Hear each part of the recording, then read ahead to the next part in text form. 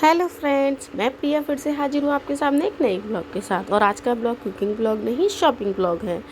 मैं शॉपिंग के लिए गई थी अपने किचन के लिए एक आइटम लेने के लिए, लेकिन वहाँ देखते देखते इतनी सारी चीज़ें ले आई कि लगा ज़रूरी चीज़ें हैं। और कुछ तो ज़रूरी चीज़ें थी और कुछ शौक से ले आई मैं। ये है मेरा ड्राई फ्रूट ट्रे।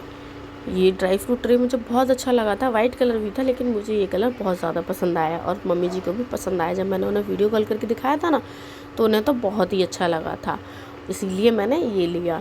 ये था मेरा बटर डिस्पेंसर। इसके साथ एक नाइफ़ भी आया है। ये मैग्नेटिक डिस्पेंसर है। इसके ऊपर ये जो आपको दिख रहा है ना सर्कल सर्कल सा, ये मैग्नेट है।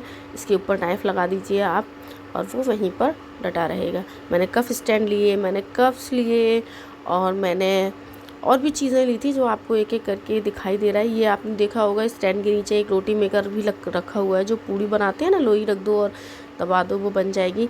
ये भी सिर्फ मैं होली की वजह से ले आई, क्योंकि अब होली आने वाली है तो होली पे तो गुजिया बनेगी ना। तो पूड़ियाँ बहुत सारे लोग होते हैं बेलने के लिए, पर फिर भी हमें ज़रूरत पड़ जाती है और इस पर रखो और एकदम दबाकर पूड़ी परफेक्ट तैयार हो जाती है।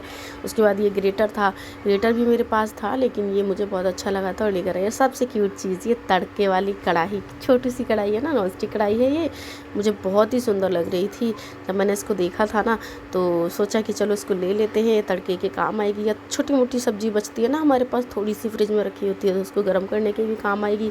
और एक लेकर आई थी मैं अपनी मम्मी जी के लिए तांबे की बोतल। तांबे का जग है हमारे पास, लेकिन वो जग क्या होता है ना कि उसमें से पानी फैल जाता है अगर बच्चे उसको पकड़ लेते हैं, और बोतल पकड़ेंगे तो नहीं फैलेगा और इसको कैरी करना भी बहुत आसान रहेगा। तो बोतल ले जाने के लिए, यानी कि कैरी करने के लिए मैं लेकर आई थी। और उसके बाद थी ये कढ़ाई। ये सर्विंग कढ़ाई है। मम्मी जी ने पापा जी को दिखाई। पापा जी कह रहे ये तो बहुत भारी है।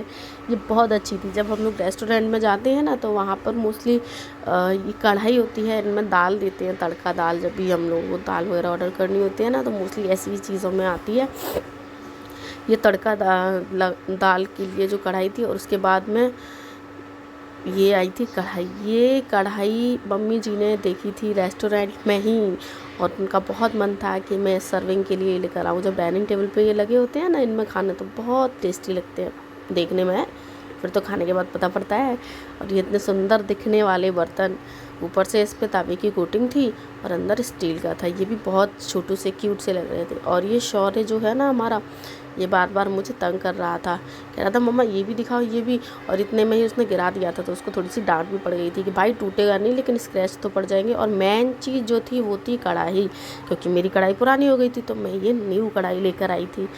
लेने तो गई थी एक, लेकर आ गई दो। दोनों ही सेम कढ़ाई थी, बस थोड़ा सा डिफरेंस था। एक थोड़ी छोटी थी, एक थोड़ी सी बड़ी थी।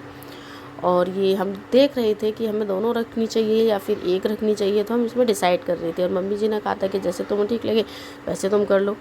और इतनी सारी शॉपिंग करने के बाद में इतना सारा फैला रहा। और अभी हमें बनाना डिनर भी, क्योंकि डिनर के लिए हम काफ़ी लेट हो रहे थे, तो मैंने जल्दी से नमकीन चावल छौंक दिए थे, जो मैं अपनी फैमिली को, मेरी फैमिली को बहुत पसंद है, और मैं अपनी मम्मी जी को देने के लिए जा रही थी। अगर आपको इस नमकीन चावल की रेसिपी चाहिए तो आप मुझे बताइए। ये सोयाबीन नमकीन चावल अगर आपको चाहिए तो मैं आपके साथ रेसिपी ज़रूर शेयर करूँगी। अगर आपको अच्छी लगी हो तो लाइक करें, कमेंट करके बताएं, और नए हैं तो सब्सक्राइब करें। Bye bye.